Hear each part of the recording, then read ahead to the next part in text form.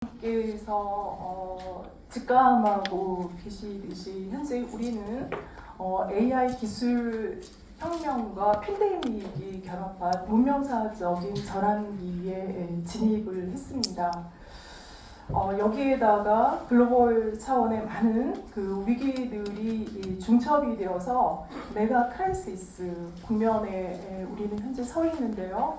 이 시대에 우리는 인간의 위기, 특히 다음 세대의 위기를 목도하고 있습니다. 많은 분들이 우리 청년들의 그 위태로운 현실을 바라보면서 애통해하고 있는데요.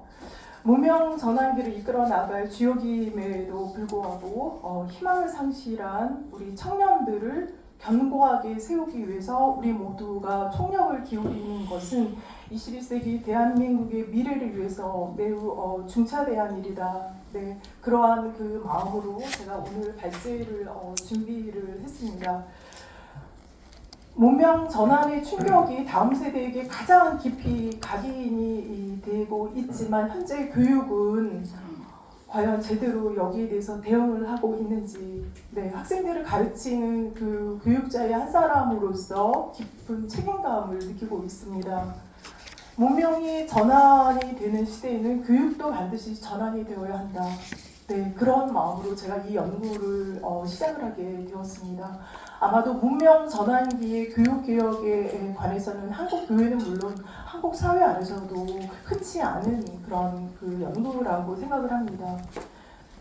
문명 전환기에 대응을 해서 교육을 개혁하는 일은 현재의 위기를 극복을 하고 새로운 미래를 준비하기 위해서 필수 불가결한 과제인 것은 너무나 자명한 사실일 것입니다.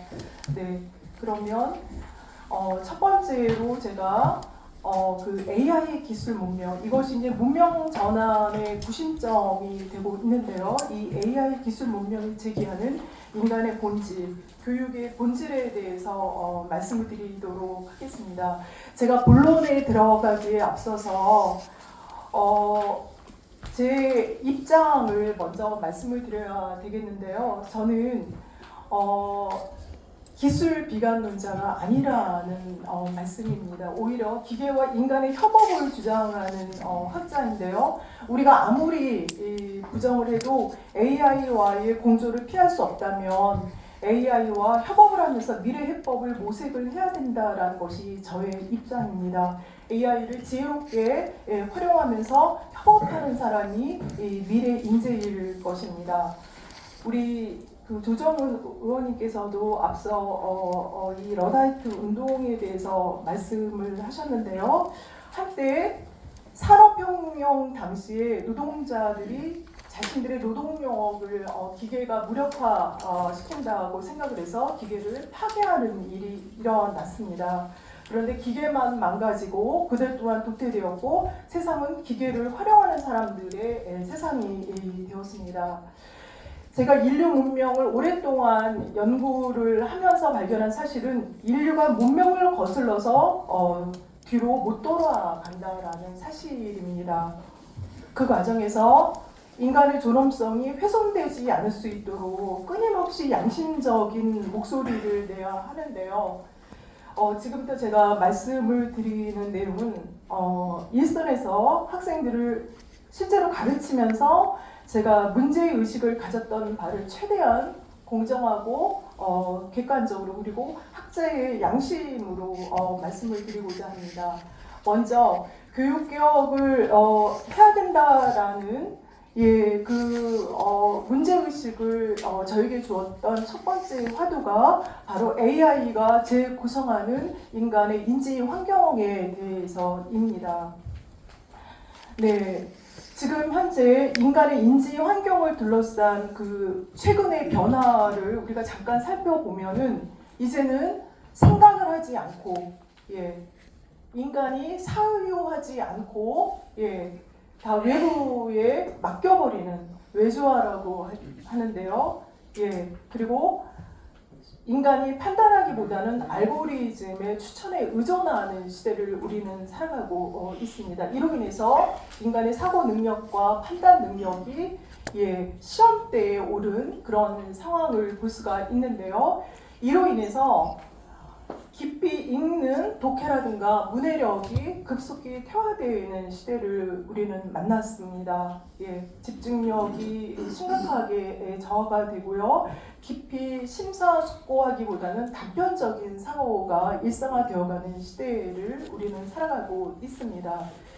제가 이러한 그 현실을 바라볼 때에 이것이 단순한 생활 양식의 변화라기보다는 인간 역량의 구조적인 재편으로 우리는 봐야 되지 않을까라는 그런 생각입니다. 최근에 그 뇌과학이 급속도로 발전을 하면서 이 어떤 뇌의 그 변형 그 형태에 대해서도 연구가 진행이 되고 있는데 인간의 뇌의 사용 방식이 재조직되는 것이 아닌가라고 저는 우려의 그 말씀을 드리고자 합니다.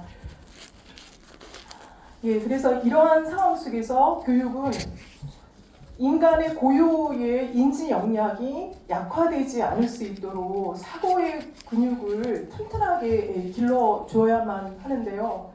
만약 그렇지 않으면 다음 세대는 가장 지능적인 도구 AI를 소유했음에도 불구하고 그 도구에 의존함으로 인해서 인지 역량이 퇴보하는 첫 세대가 될 수 있지 않을까.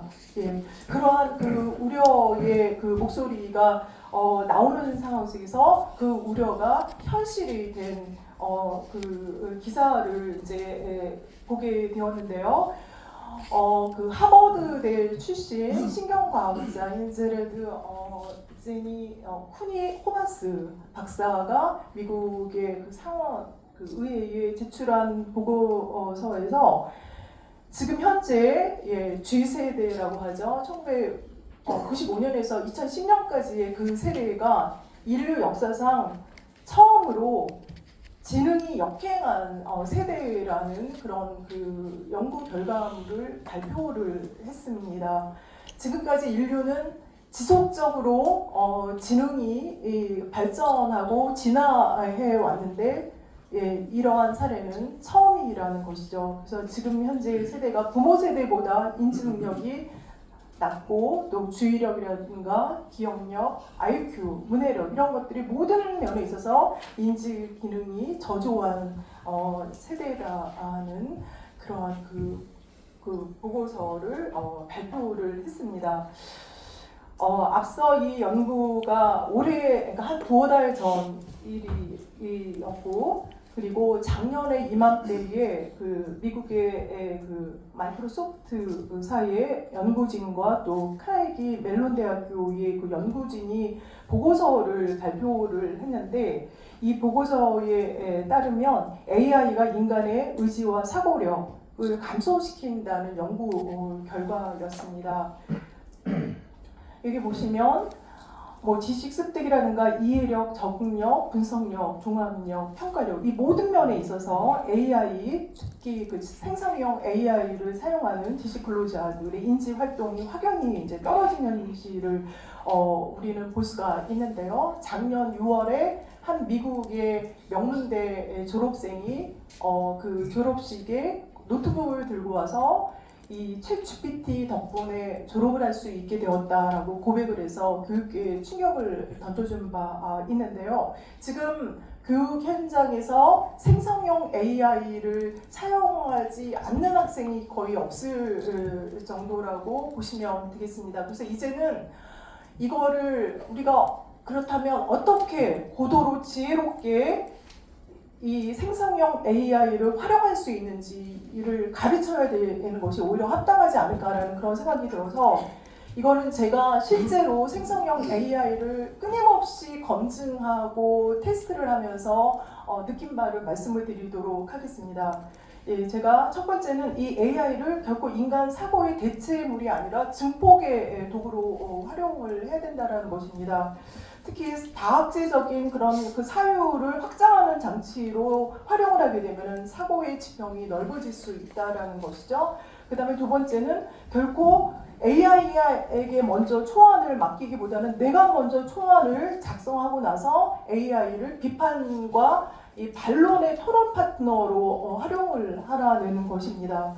그리고 만족스러운 성과물이 나올 때까지 지속적으로 아주 집요하게 피드백을 주고받으면서 이 토론을 토론 배틀을 이어 나가는 건데요. 이때 중요한 것은 AI에게 어떠한 아까도 우리 이정희 목사님께서도 말씀하셨듯이 어떤 질문을 던지느냐에 따라서 이 계속적 답변이 질이 달라지지 않습니까? 네.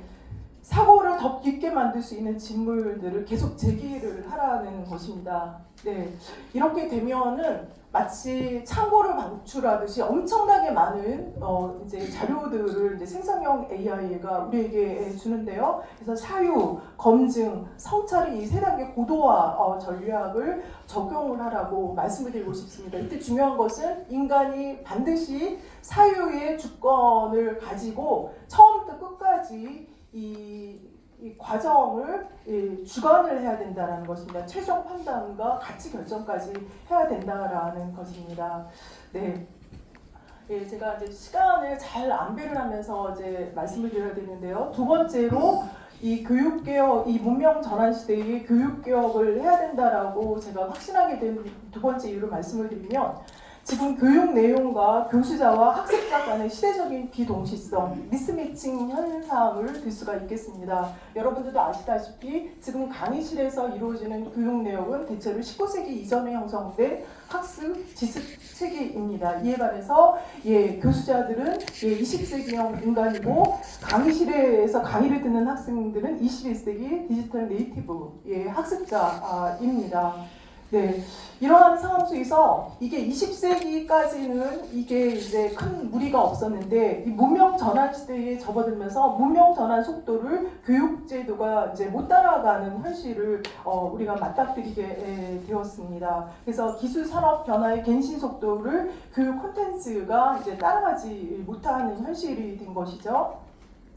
네, 사실 대학은 이미 검증된 지식의 보존을 중시하는 기관이기 때문에 이거는 우리가 충분히 납득할 수 있는 일입니다. 그래서 당분간 이 문명 전환 시대에 미래 역량의 형성과 이 검증된 지식의 보존 이 두 기능 사이에서 긴장 관계가 지속될 전망이라고 볼 수가 있습니다. 그런데 한 가지 우리가 여기서 이제 주목을 해야 될 부분이 교육이 과거의 지식 체계를 재생산하는 데 머문다면 학생들은 미래를 준비하기보다는 지나간 시대의 언어와 논리에 갇히게 될 수도 있다는 것입니다. 그래서 과거를 성찰하는 교육을 할 것인지 또 어떤 경우에는 미래를 준비하는 진취적인 교육을 해야 될 것인지를 매 교육사안마다 현명하게 판단해서 이제 교수자들이 교육을 해야 된다라고 말씀을 드리고 싶습니다. 그래서 이 문명 전환 시대의 지식 체계와 교수자, 학습자 간의 간극을 저는 이렇게 극복해 나가야 된다고 생각합니다.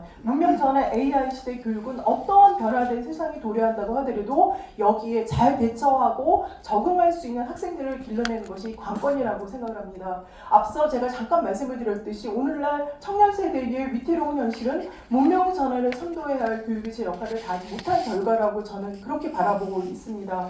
교수자는 당대만 바라볼 것이 아니라 최소한 10년 나아가서 평생을 마주할 세계를 내다보는 해안으로 교육을 해야 된다는 것이 저의 지론입니다. 그리고 학습자는 급변하는 세상 속에서 평생 즐겁게 자기주도 학습하면서 이게 얼마나 자기주도 학습하는 것이 얼마나 즐겁고 재밌고 행복한 과정인지를 제대로만 가르쳐도 저는 청년 문제의 절반은 해결될 수 있을 거라고 생각합니다. 그래서 학생들이 평생 교육 시스템에 진입을 해야 된다는 말씀입니다.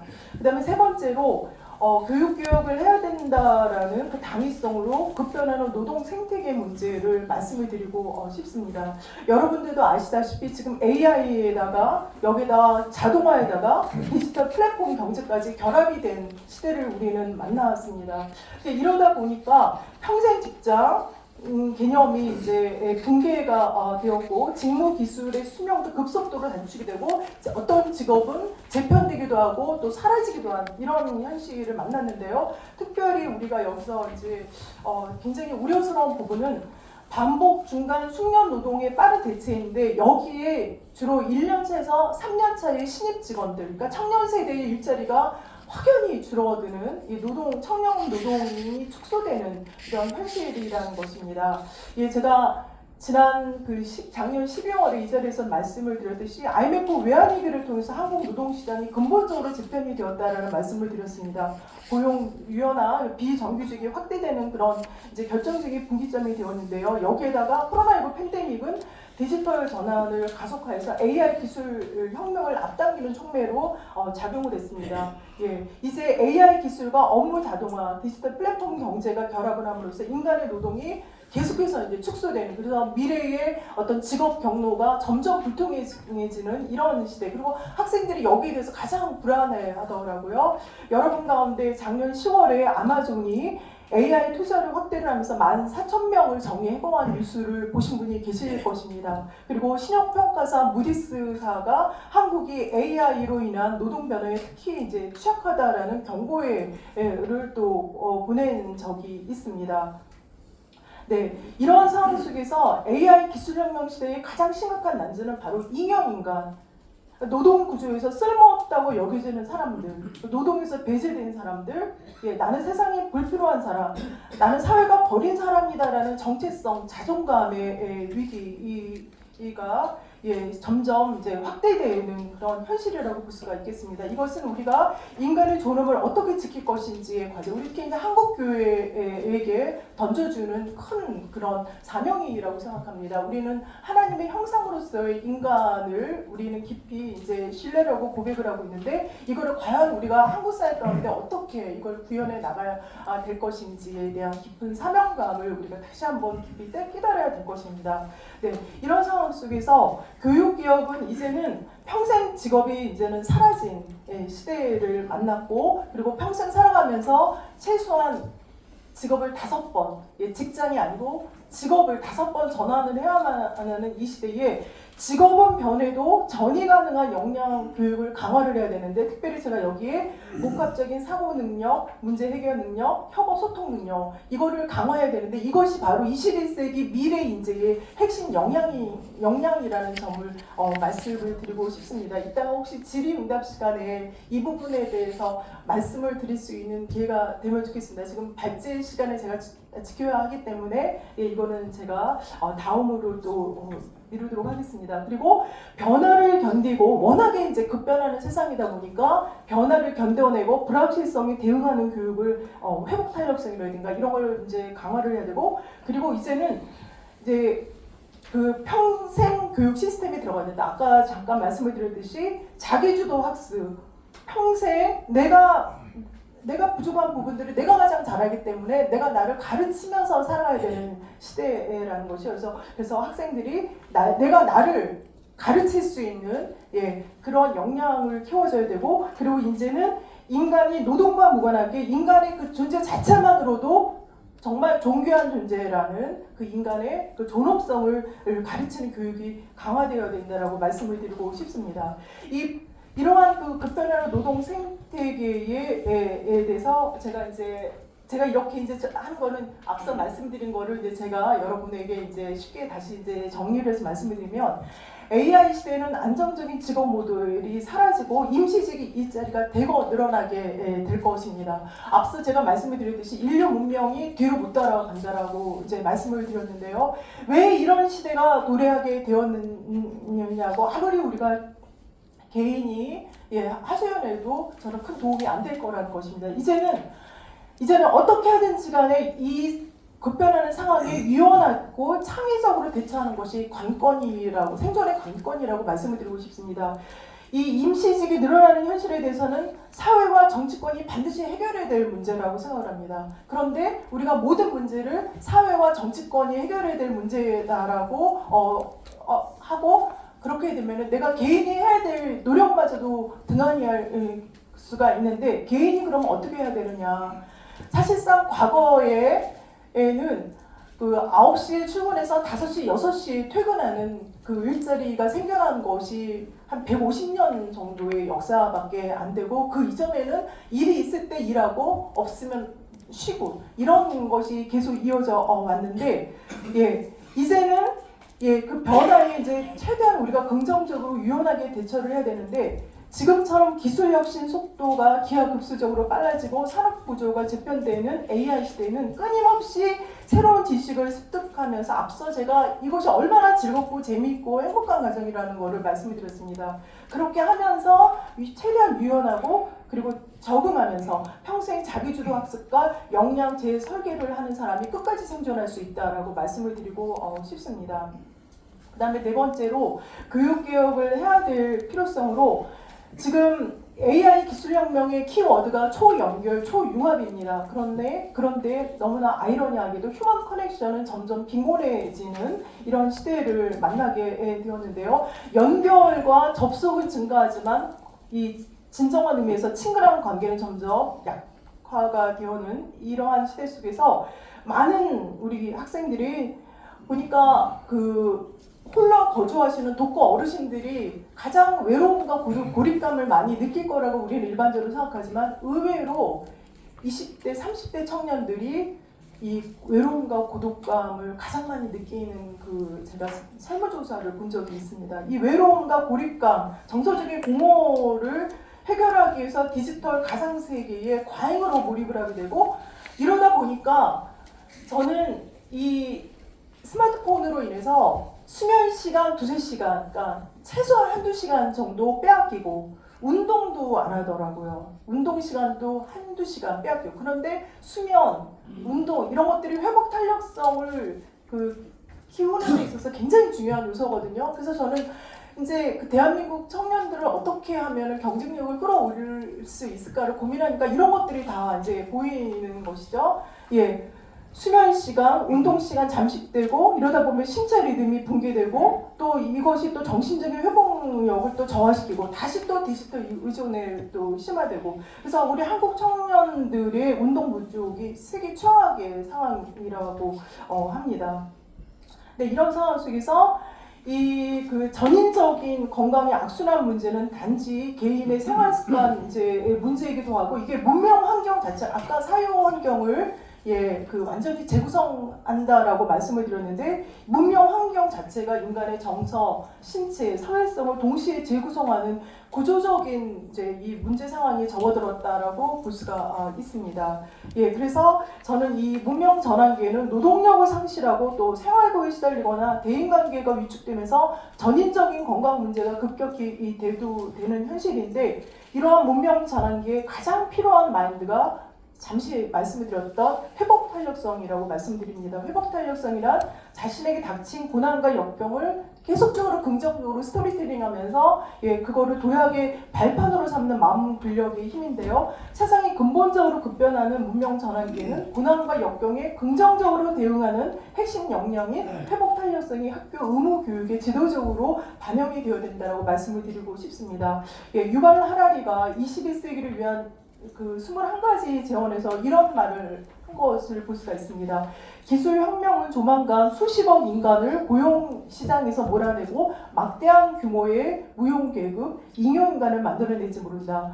이 잉여인간이 출현하는 원인에는 일자리의 절대 부족이나 관련 교육의 결여뿐 아니라 마음 근력, 회복 탄력성도 포함될 것이다. 신대한 불확실성이 항구적인 특성인 세계에서 우리는 어떻게 살아가야 할까? 그런 세계에서도 살아남기 위해서는 강한 정신적 회복 탄력성과 풍부한 감정적 균형이 필요할 것이다 라고 이야기를 한 바 있습니다.